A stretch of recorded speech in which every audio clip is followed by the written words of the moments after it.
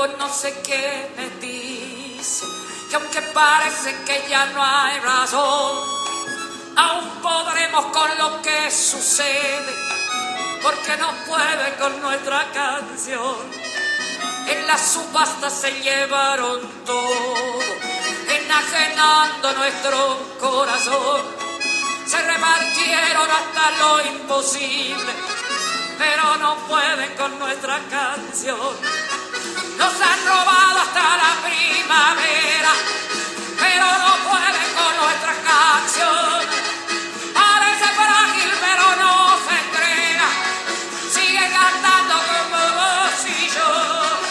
Nos han robado hasta la... Primero agradecer, primero ser agradecida.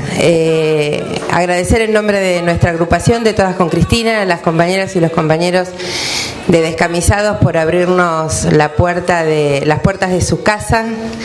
La verdad que hemos sido recibidas con mucho cariño, con mucho compromiso militante.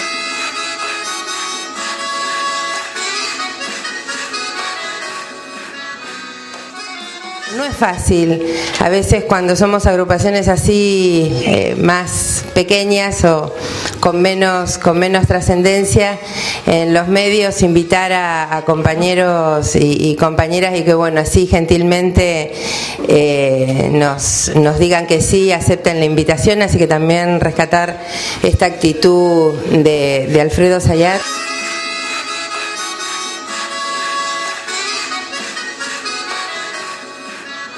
Primero, darles la bienvenida a la casa. Este es un lugar nuevo que abrimos allá hace unos meses con los compañeros de aquí de San Telmo. Justamente nuestra idea es que sea un espacio amplio, abierto y compartido a todos los compañeros del Proyecto Nacional y Popular. Nosotros, nuestra labor como militantes y como compañeros del día a día es justamente esa, dar el debate con los compañeros de trabajo, en los barrios, en las oficinas, en las escuelas, a los padres de los alumnos, a los compañeros de los que tenemos hijos de los padres, a todos ellos, ese debate que se hace día a día y cara a cara con la gente. Pensamos que este tipo de encuentros, hace un tiempo hicimos uno con Florencia Saintú y con Graciana Peñafort por la ley de medios, porque necesitamos herramientas para dar estos debates, necesitamos letra, necesitamos estar bien preparadas, bien empapadas de todas estas cuestiones. Quería también reivindicar que me parece que hay una cuestión central en este tema que hoy podemos estar debatiendo, justamente el tema de los fondos buitres, que todo esto surge a partir de justamente un nuevo proyecto de país y de un nuevo proyecto de nación, y de que hubo un hombre que se animó a parar la pelota y cortar con toda esta cuestión de años y años de estar subordinados a los designios de Nueva York y las grandes potencias industriales.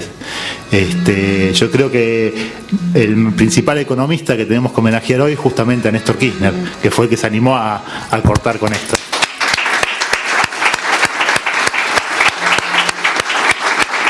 Tenemos que poder centrarnos de vuelta en la economía real, en la economía de la producción, en la economía de la distribución de la riqueza, en la economía de los beneficios y de la inclusión. Y el fondo buitre sería como la máxima expresión, por decirlo, de la economía que teníamos antes y de que sigue gobernando el mundo, que es la economía de la exclusión. Y ahora no solo nos excluyen a los ciudadanos, sino que nos quieren excluir como país de la economía. Todos estamos al tanto, pero me parece que es un elemento indispensable a tener en cuenta, sobre todo después del discurso de la otra vez en cadena nacional de la compañera presidenta cuando anunció el proyecto de ley. Es decir, que este tema en realidad de la economía, que todos tenemos siempre, como decía también Jauretche, dice este tema de que nos hablan en difícil y no entendemos y de que nos perdemos, en realidad este es un tema esencialmente político y una discusión de poder. Bien lo dijo Cristina el otro día. Eso es lo que no tenemos que olvidar y no perder el eje. Tener la posibilidad de estar hoy junto a Alfredo Zayat, con el compañero Fernando Abel Medina, es para nosotras un gusto muy grande, porque venimos justamente a eso, a enterarnos con estos fondos buitres que nos tienen en vela hace tanto tiempo, pero con la convicción y con la certeza que tenemos la mejor conductora.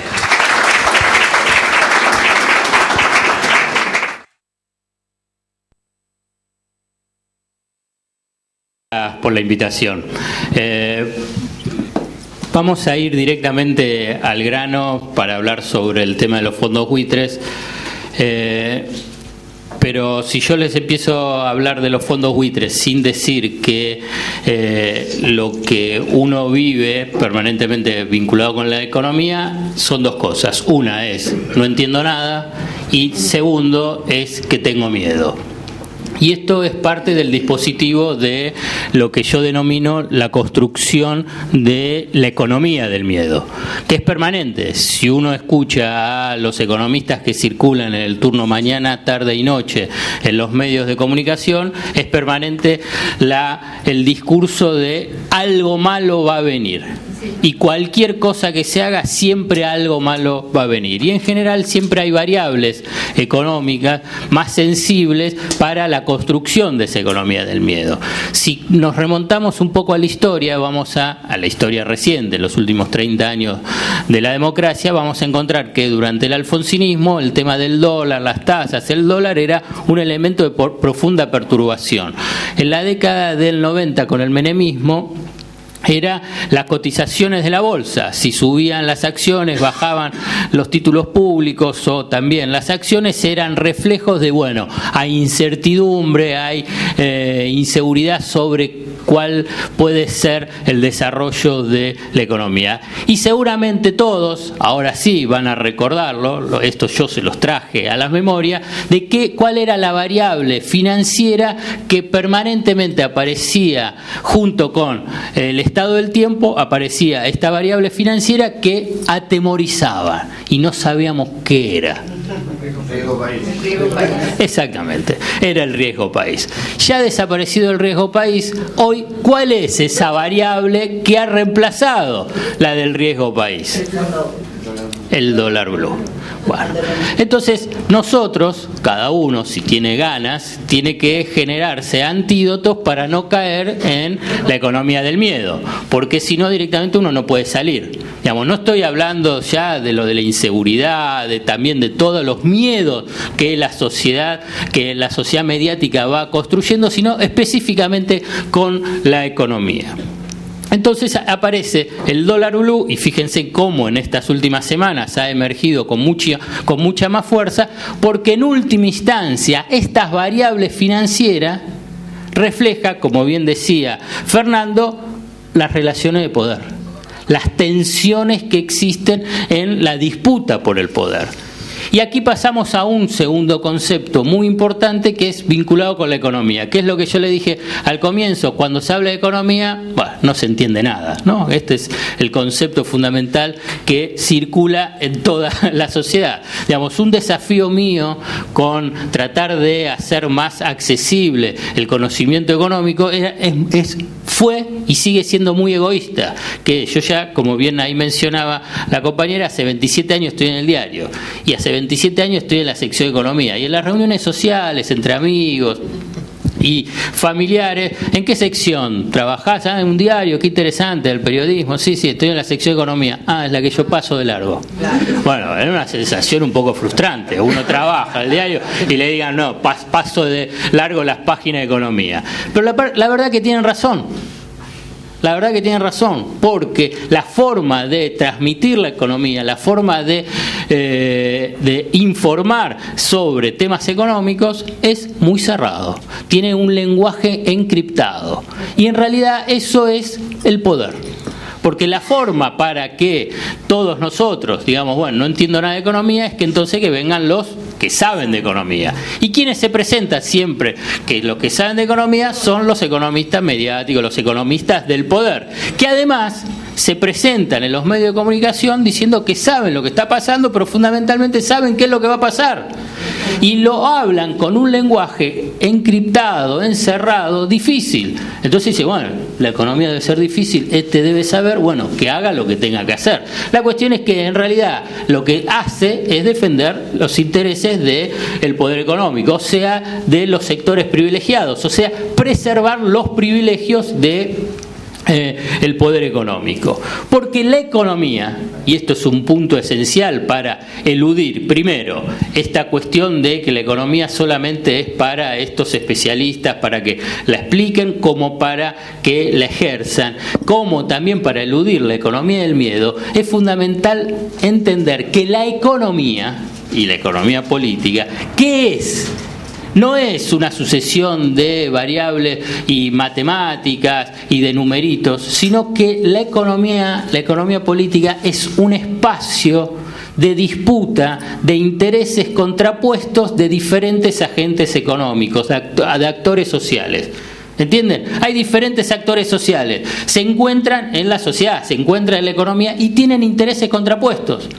Hay intereses contrapuestos, ¿no? Esta idea de que todos somos felices, podemos ser todos felices, esta bonanza generalizada es falsa. Por consiguiente, en la economía es un espacio de disputa de poder y por consiguiente siempre va a haber tensión.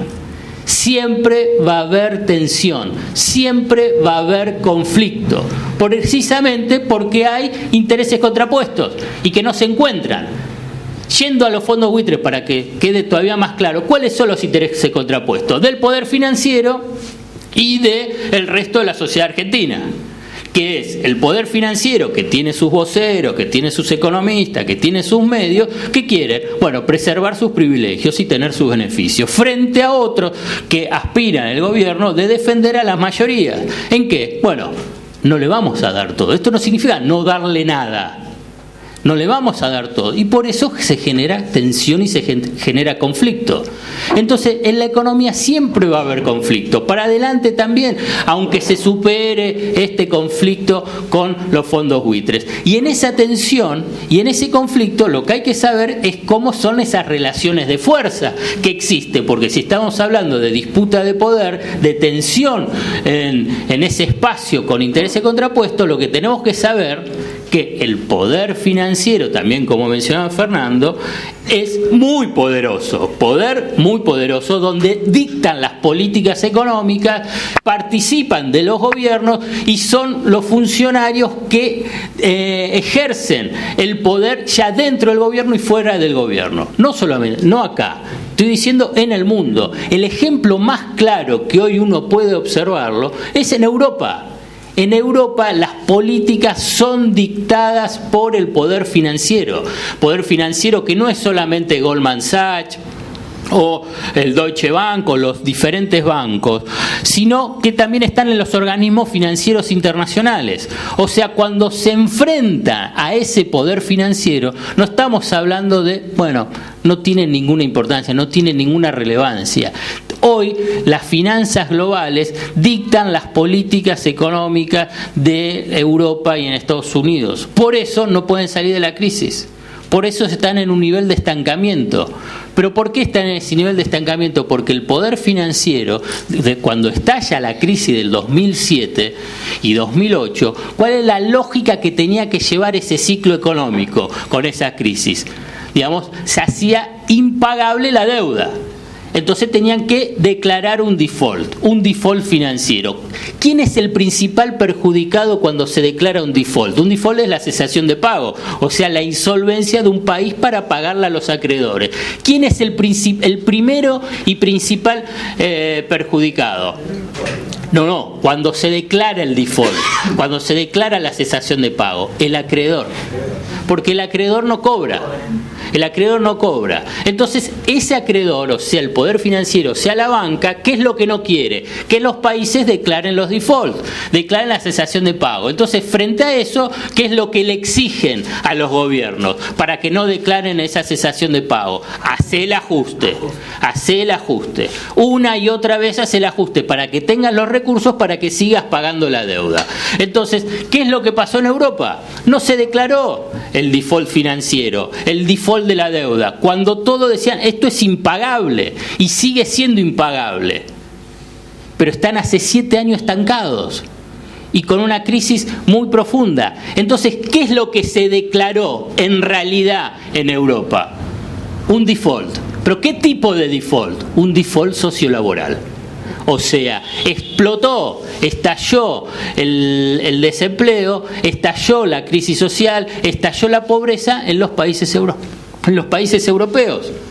Claramente se ve como paradigmas Grecia y España, donde hay tasas de desocupación superando el 25% y tasas de desocupación juvenil del 50% en España y del 60% en Grecia. Esa es la dimensión que tiene el poder financiero, para que pueda tenerse una medida de la dimensión y de ese poder. Uno puede decir, bueno, si hacemos un poquitito de memoria cercana, bueno, es lo que pasó en Argentina con la década del 90, estallando en el 2001. Para hacer un simple paralelismo, y después sí ingresar en los fondos buitres porque va a ser el disparador, ¿qué es lo que pasaba en el 2001 que se asemeja a esa idea de que no querían el default? No importa qué, había que evitar ese default porque el acreedor, el poder financiero, no lo quiere porque sale perjudicado. Fue el ajuste fiscal, digamos, ese plan del déficit cero, sumado a la reducción de salarios de empleados públicos y de jubilaciones, bajemos porque hay que pagar, y el megacanje. O sea, sigamos con la bola del endeudamiento, porque de esa forma, bueno, pateamos para adelante, pero no declaramos el default. La cuestión es que Argentina declaró el default.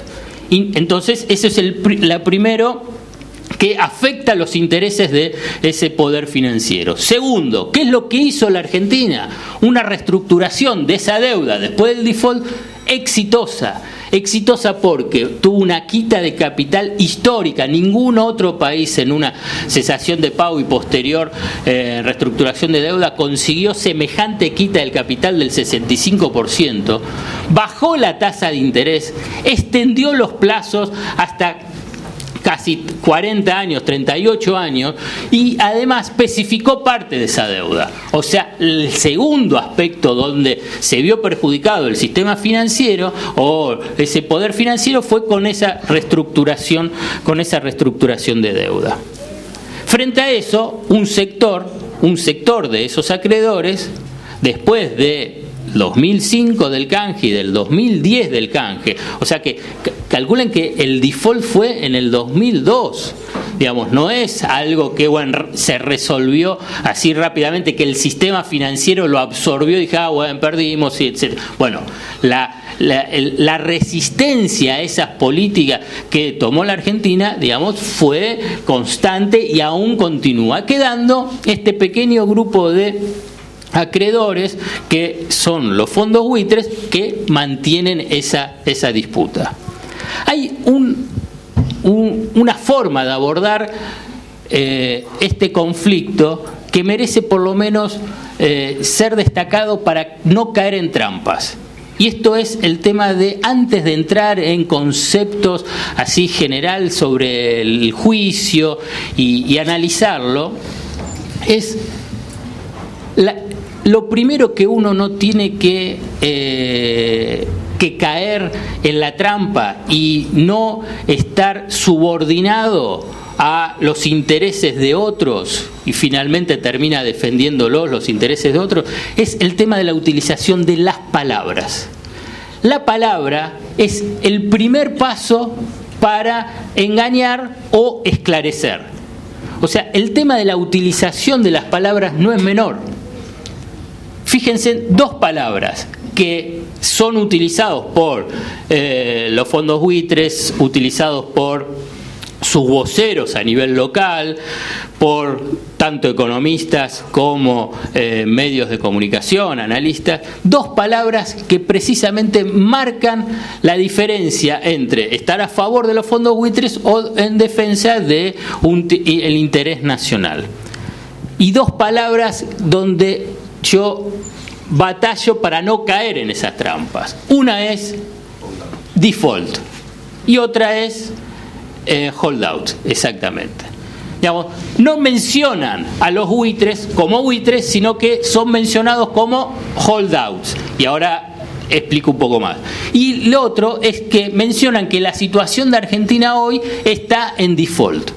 De esa forma, en realidad están tergiversando lo que está sucediendo. ¿Por qué? Punto 1. Argentina no está en default. Y ahora voy a especificar por qué no está en default. Y segundo, bueno, una cosa son los holdouts y otras son los fondos buitres. Holdout es una definición en inglés de que no ingresaron al canje. Otro tenemos hold in, que son los que ingresaron al canje 2005-2010. O sea, son acreedores. Son acreedores que no aceptaron el canje 2005-2010. Por eso son hold outs. Están afuera del canje. Pero no iniciaron ningún juicio. No quisieron aceptar las condiciones argentinas. Legítimamente uno puede decir estoy de acuerdo, estoy en desacuerdo, se están perjudicando, no se están perjudicando. Bueno, no aceptaron las condiciones de la Argentina, pero no iniciaron juicio. En cambio, y muchos de ellos, de esos holdouts, en realidad compraron los bonos antes de la declaración del default. O sea que son acreedores, son bonistas de antes de la declaración del default. Pero no aceptaron, se sienten que las condiciones del canje no son convenientes, etc. Tienen diferentes motivos y no aceptaron. En cambio, los fondos buitres no son holdouts. No entraron en el canje, pero en realidad porque su objetivo principal, y para eso están, es la de litigar contra los países que declararon el default. La deuda no es que la tenían de antes, de la década del 90 a la del 2001. Ellos compraron la deuda cuando Argentina declara la cesación de pagos. ¿Y por qué? Uno puede decir, ¿cómo pueden comprar bonos que están en cesación de pagos? ¿Saben lo que son bonos? No se pagan. Digamos, tienen papelito de colores. O sea que dice, bueno, ¿para qué uno puede pensar si en el sentido común de cada uno de nosotros, pero ¿para qué van a comprar algo que si no se paga? Bueno, y además va a venir una reestructuración de deuda que va a tener una quita de capital, una baja de la tasa de interés. Bueno, masoquistas se sabe que no son, digamos, sabemos que saben hacer negocios. Entonces, ¿cuál es su negocio? Es la de litigar contra estos países, o sea, de iniciarle juicios para cobrar el 100% más los intereses más los punitorios, porque además tienen ganancia extraordinaria porque ¿qué compran? Papeles que no valen nada, y como esos papeles que están en default, están en cesación de pago, tienen un valor muy bajo. Entonces, ese valor muy bajo no es que esperan que suba la cotización de ese bono. En realidad, lo que están haciendo y cuál es su objetivo es decir, bueno, vamos a iniciar un juicio.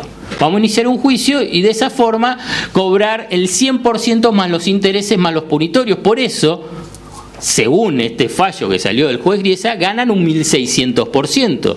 Pero para poder llegar a ese fallo, necesitan tener primero un gran estudio de abogados y además una estrategia judicial. No es una estrategia financiera, no es una estrategia económica, no es una estrategia política, es una estrategia judicial. Entonces son otra cosa, no son los fondos de inversión que quedaron atrapados por la cesación de pago, no son los fondos de inversión que compran y esperan que suba la cotización de los bonos y después venden porque está bajando, son otra cosa, son fondos buitres, no son holdouts.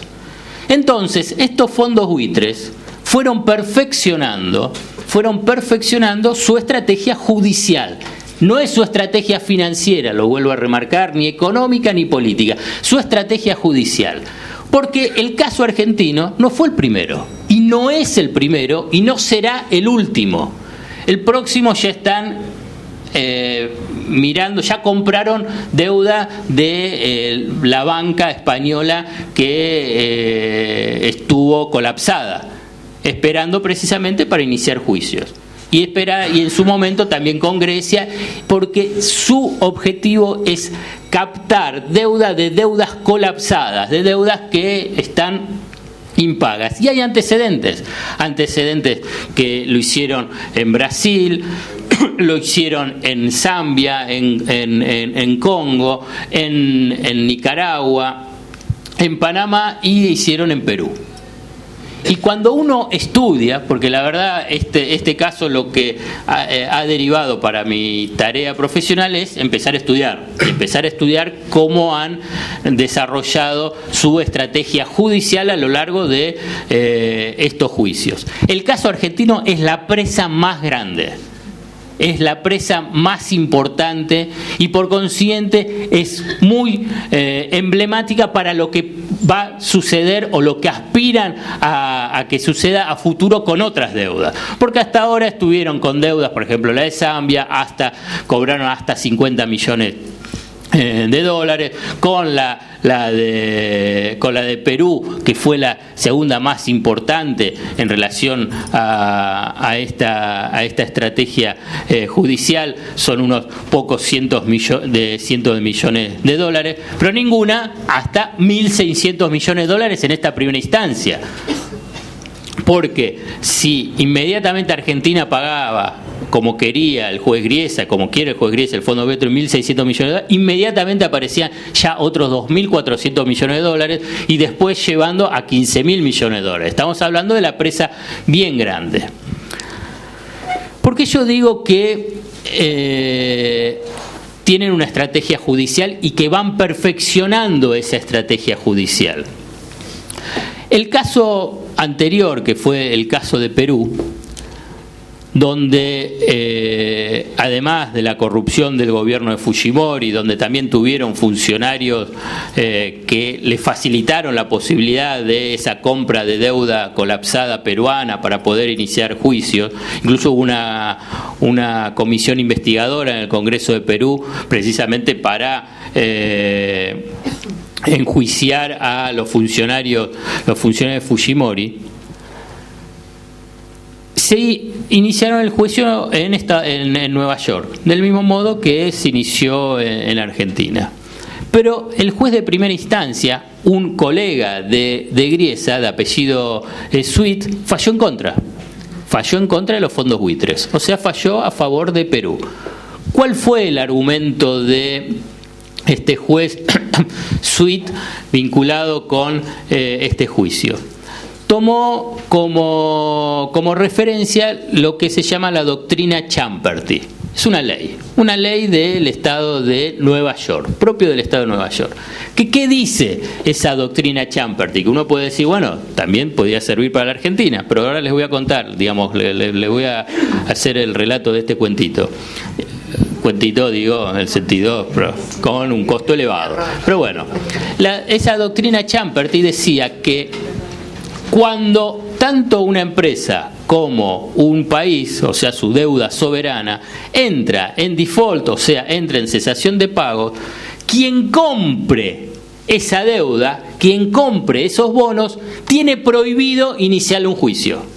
¿Por qué? Porque la lógica es, digamos, ese acreedor, ese deudor, tanto que sea una empresa como que sea un país, está en una situación muy vulnerable. Y en realidad lo que hay que hacer, esa es la lógica de la ley, es tratar de recuperar al deudor en su reestructuración de deuda, no que le inicien juicio.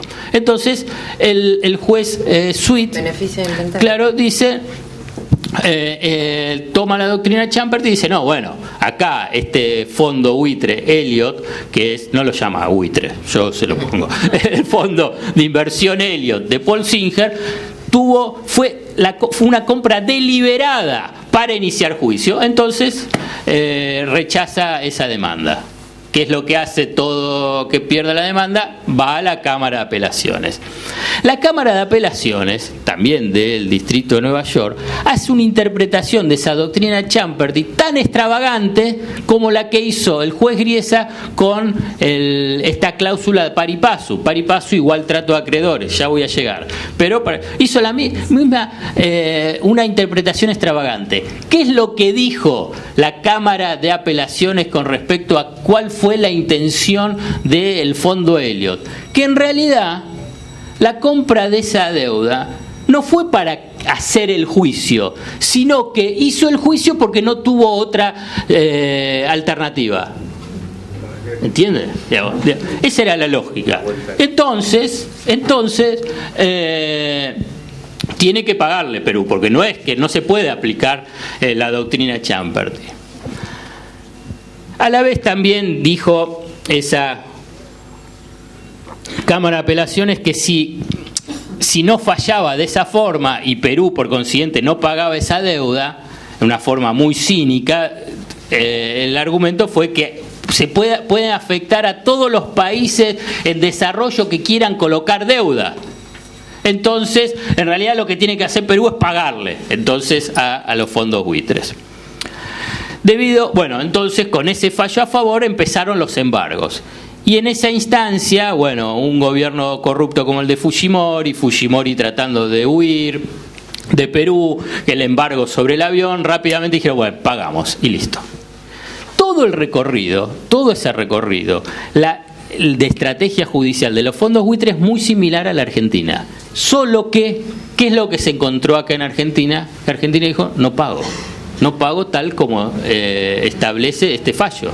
Porque es extravagante la interpretación, en este caso del pari passu, y además dice, yo les quiero pagar, pero en condiciones justas, equitativas, legales y sustentables. No dice no pagar, Argentina no dice no pagar, Argentina dice pagar en esas condiciones. Entonces, ¿qué hicieron los fondos buitres? Cuando yo le estaba diciendo, que fueron perfeccionando su estrategia judicial.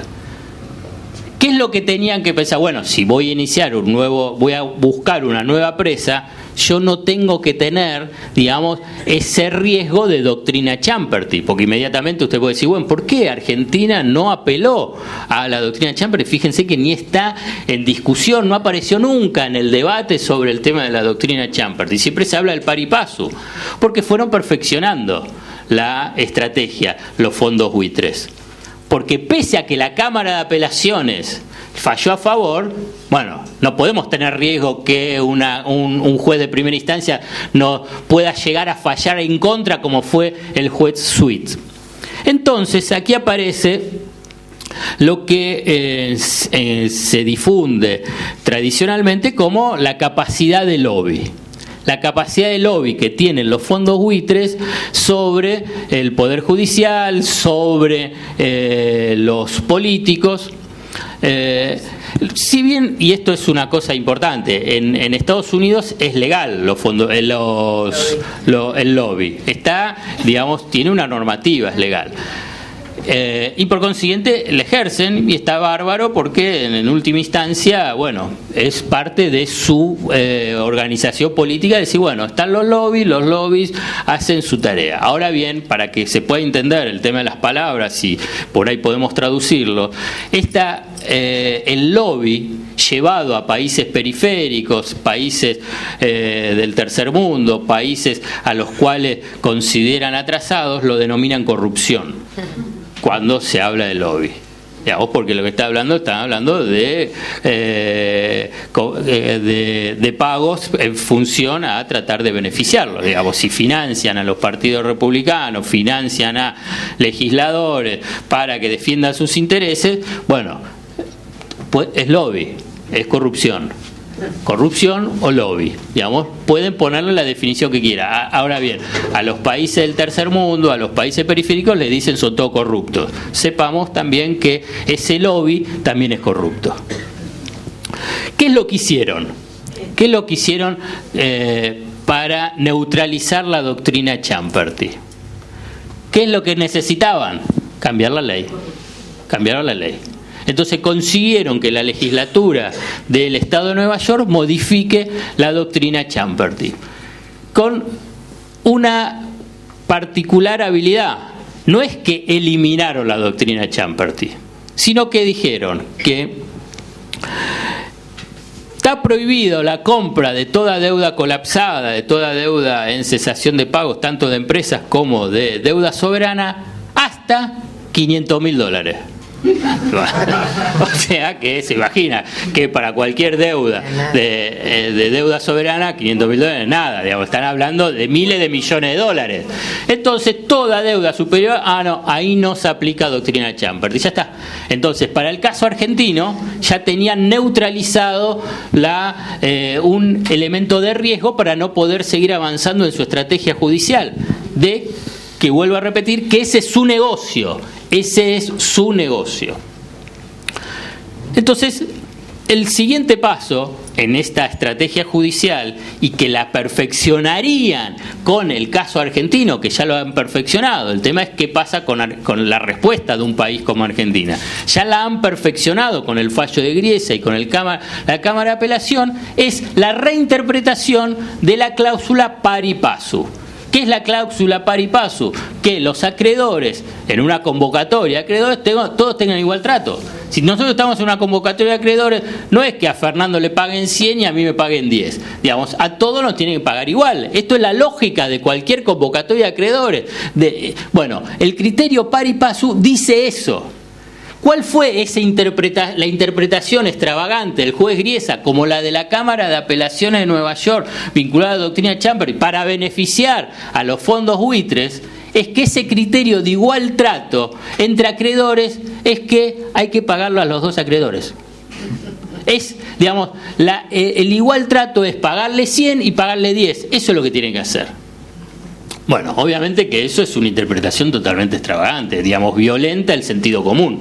Si estamos hablando en cuestión de igual trato entre acreedores, no es que a uno le tenés que pagar más y a otro pagar menos. Incluso Argentina se lo advirtió al juez Griesa ya en el 2004, previo al lanzamiento del canje 2005, sabiendo que esa era la estrategia de los fondos buitres.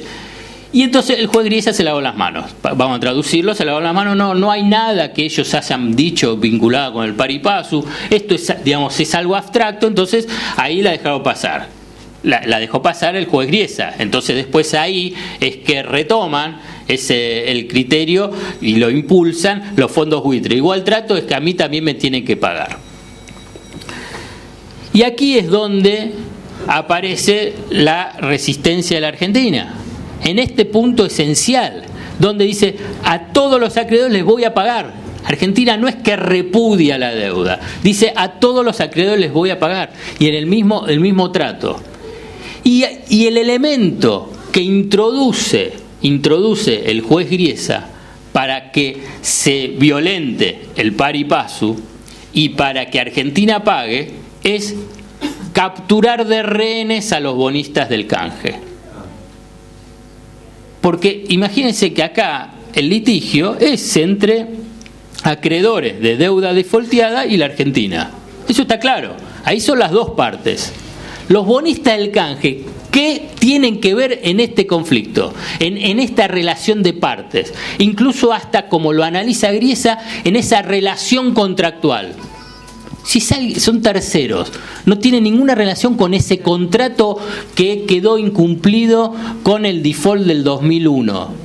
No tiene nada que ver los bonistas del canje. Es lo mismo que diga Griesa, bueno, como Argentina también le paga a los jubilados, antes le tiene que pagar a los bonistas de los buitres y después a los jubilados. O si después tiene que pagarle el Club de París, no le puede pagar al Club de París, le tiene que pagar a los bonistas. No, captura de rehenes a los bonistas del canje. ¿Cómo los captura a los bonistas del canje? Diciendo que no pueden cobrar si antes no cobran los buitres. Pero ¿cómo llegaron a esa instancia? También una decisión totalmente extravagante, digamos, extendiendo su área de jurisdicción e involucrando a terceros no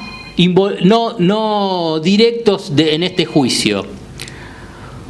Porque lo han intentado con una sucesión de embargos. ¿Una sucesión de embargos para qué? Para apretar al país para que pague.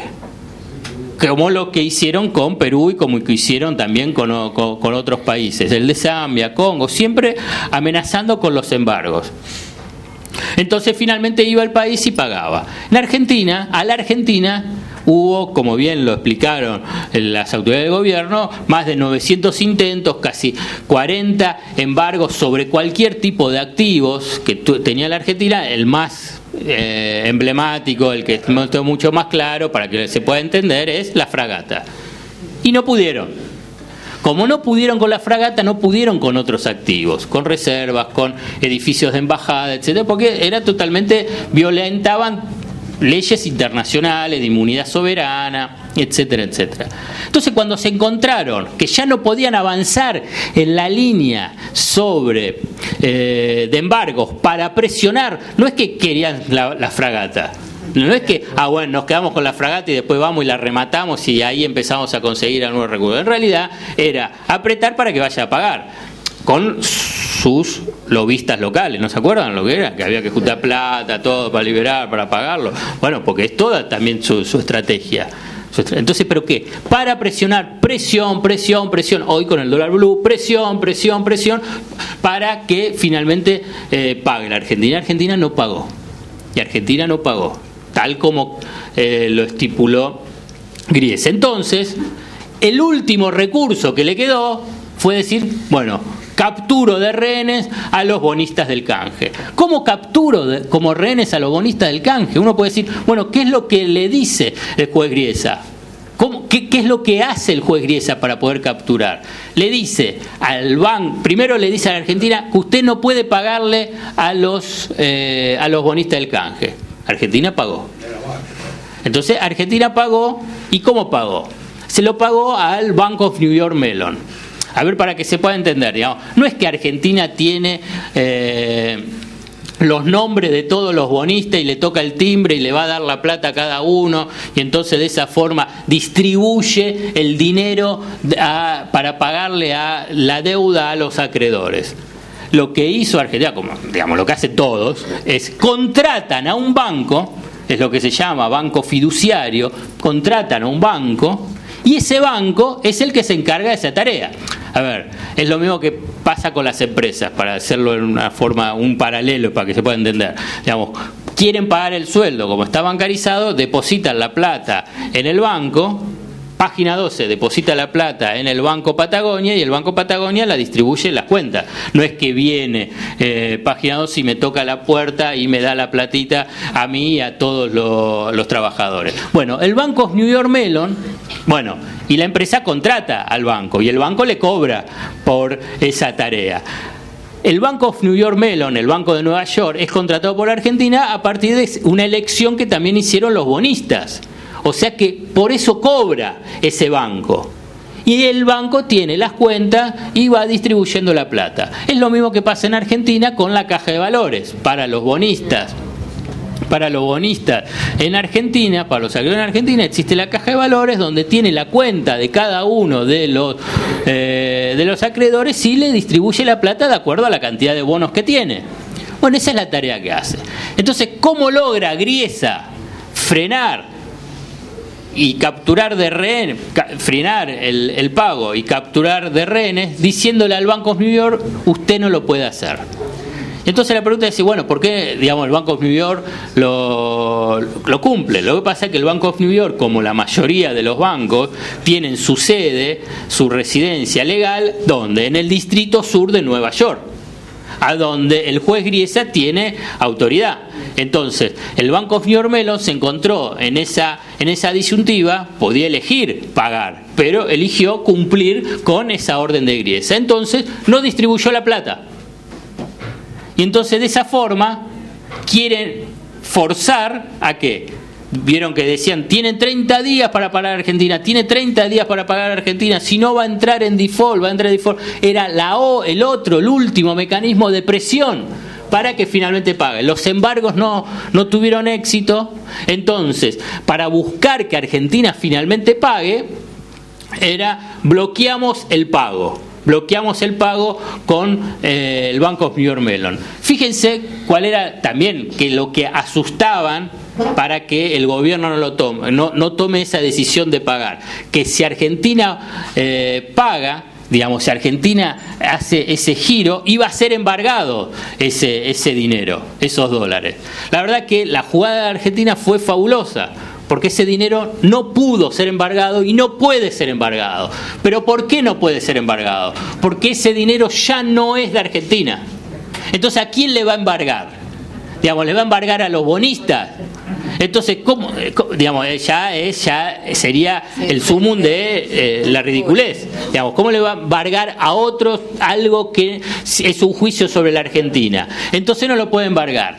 Y el tema que Argentina pague, porque Argentina pagó depositando en 2 cuentas del Banco de Nueva York que tiene aquí en el Banco Central, nadie se lo recomendaba. Al revés, le decían que no lo hagan. E incluso el estudio jurídico que asesora a la Argentina le decía que no lo hagan. Y Argentina igual lo hizo. Y de esa forma desmoronó esa estrategia de presión. Porque fíjense, ya pasaron 2 meses de ese pago. No hubo ni una intimación de los bonistas hacia el país deudor, o sea, hacia la Argentina. Los bonistas no recibieron la plata. Si no recibe la plata, ¿a quién le vas a pedir? Bueno, dame la plata al deudor. ¿Por qué no me la diste? Si vos me tenías que pagar. Pero como saben que Argentina pagó y que ese dinero está bloqueado por el juez Griesa, por eso no hubo ninguna intimación. ¿A quién hubo intimación? Al Banco of New York, que está incumpliendo el contrato. Se lo hizo, ahora apareció en estos días Soros, otro fondo de inversión que no quieren para nada a Argentina, que quede claro, el sistema financiero se guía por la codicia. Ni es bueno ni es malo, es una descripción. Seguía porque quiero la plata, no me interesa si me lo da los talibanes, si me lo da Argentina, si me lo da Fidel Castro o si me lo da Obama. Digamos, seguían por la codicia. Dame la plata. ¿Quién tiene la plata? El Banco of New York. Y ese es el encargado de distribuirlo. No hubo ni una intimación. ¿Y por qué remarco que no hubo ninguna intimación? Porque lo que hay que desmoronar es esa construcción de la economía del miedo, a lo que yo les mencionaba antes, que era permanente el default. El default es cuando está en cesación de pagos. Y la Argentina no está en cesación de pagos. Y no solo no está en cesación de pago por lo que yo les mencionaba, porque no está en cesación de pago ni jurídicamente, ni financieramente, ni económicamente, ni contractualmente. Cada uno de estos puntos que yo les menciono, cuando uno analiza cuándo un país está en cesación de pagos, no hay ninguna de esas condiciones que hoy se cumplan. Jurídicamente Argentina pagó, hizo lo que indicaba su obligación de pagar. Económicamente, financieramente giró ese dinero, o sea, ese dinero ya no es de Argentina, sino que es de los bonistas. Contractualmente dice que Argentina tiene que depositar ese dinero en el Banco of New York, que a partir de ahí ese dinero pertenece a los bonistas del canje. Y por último, económicamente, ¿cuándo un país está en cesación de pagos? Cuando es insolvente, cuando no tiene los recursos, cuando no tiene los dólares. Entonces ahí sos insolvente, ahí entonces declarás un default. Fíjate el contrasentido de decir que Argentina está en default cuando paga. Es algo insólito, tan insólito, y por eso a veces resulta para muchos analistas de buena voluntad, no para los que deliberadamente se dedican a agitar el mar de confusiones, que en 8 siglos de historia financiera no ha habido un caso similar a este. Este ha sido inédito. Cuando yo digo 8 siglos de historia financiera, no es para exagerar, para decir, ¿qué está hablando? 8 siglos de historia financiera. En realidad estoy tomando un libro que precisamente habla de 8 siglos de historia financiera. Y que habla precisamente de las cesaciones de pago en 8 siglos de historia financiera. Un libro que fue elaborado ni por un marxista, ni por un keynesiano, ni por un revolucionario, sino fue escrito por Kenneth Rogoff, que fue economista jefe del Fondo Monetario Internacional. No podemos dudar del sentido de cuál puede ser su orientación política y su concepción económica, y por Kenneth Rogoff y Carmen Reinhardt, que economista de un banco de inversión que ya quebró con la crisis del 2008-2009, Bear Stearns. Digamos, esto simplemente se los menciono como referencia para que quede claro, para que que sea evidente que esto es un hecho inédito. Esto es un hecho inédito. No hay antecedentes históricos de que un juez bloquee el pago de la deuda de un país deudor. Entonces, frente a eso, bueno, se tendrán que inventar, como ya se han inventado, diferentes categorías. Pero nosotros, o en todo caso, mi objetivo es que no caigamos en la trampa del default. Porque eso, ¿qué es lo que dice? Bueno, por el default sube el dólar blue, por el default se agudiza y se profundiza la recesión, por el default se va a perder empleo, por el default nos vamos a morir todos y va a desaparecer la Argentina. Bueno, eso de esa forma es la construcción de las expectativas negativas. ¿Cuáles son los límites que los poderes, tanto locales como internacionales, quieren delimitar sobre las decisiones soberanas que puedan llegar a tomar esos países? Y en este caso, la decisión soberana de una reestructuración de deuda que fue exitosa, decisiones soberanas vinculadas a cuáles son la forma de encarar las relaciones con el poder financiero, y cualquiera